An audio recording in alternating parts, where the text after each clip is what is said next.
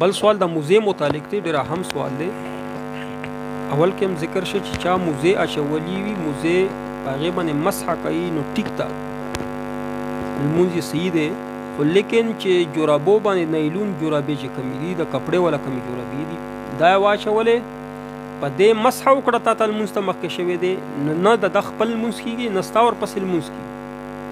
دا فتوا د چا د امام ابو حنیفه هم ده، د امام احمد بن حنبل هم دی، د امام مالک رحمت الله. څلورو مذهبونو دا څلورو مذهبونو کې د حدیث مطابقه د هغه سړي لمونځ نه کېږي چې څوک په نرۍ جورابو باندې مسح کوي، خپې نه وینځي.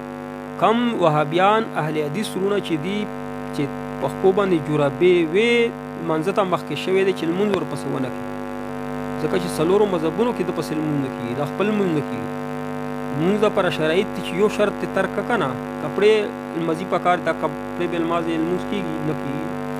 لمونځ دپاره اودس شرط دی، په اودسه کې خپې وینځل فرض دي، یا په موضوع باندې مسح موزې خو شته نه، ته په جورابو باندې کړې ده.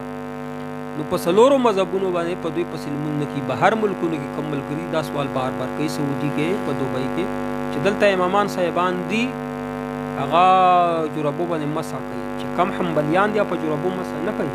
دا تاسو سره وهابیان به یې چېرته چې کم وهابي درته مخکې شو په جورابو یې مسح وکړله، لمونځ ورپسې مه کوه، ځان ته لمونځ کوه خو هغه پسې مه کوه، مسجد کې مه کوه، ځان ته یې کوه، ځکه چې دلته بلکل د لمونځ ورپسې کېږي نه. ښه، هېڅ قسم ګنجایش په دې کې نشته، ځان په دې باندې خبر کړه. په یو مذهب کې گنجائش نه، په جورابو باندې مسح کوي، بیا لمونځ ته مخکې کېږي، نه د خپل کېږي نه د بل درپسې کېږي. نه په سعودي کې گنجائش شته چې ته وایې امام احمد بن حنبل مسلک دا وی که نه چې په جورابو یې مسح کوله نو بیا گنجائش و، خو د څلورو مذهبونو کې گنجائش نشته، دا صرف وهابیان دي چې دا کار کوي. نو چا چې جورابو باندې مسح وکړه دا اودس نه کېږي، هغه پسې لمونځ مه کوي، نه په سعودي کې ورپسې کېږي، نه په دوبۍ کې، نه په امریکا کې، نه په انګلینډ کې، په یو ملک کې ورپسې نه کېږي. هېڅ قسم گنجائش نه، ځان ته لمونځ کوه. خو وهابي سړي چې خپو باندې جورابې وي هغه پسې لمونځ مه کوه. ته وایه چې په خپو باندې جورابې هم بس خامخا مسح پې کوي، په خپو باندې جورابې نه وي بیا لمونځ پسې کوه، بیا خو به خپې وینځي د مجبورۍ نه. چې جورابې په خپو باندې نه هغه خامخا پې مسح کوي، نو ده ورپسې لمونځ مه کوه، ځان ته لمونځ کوه.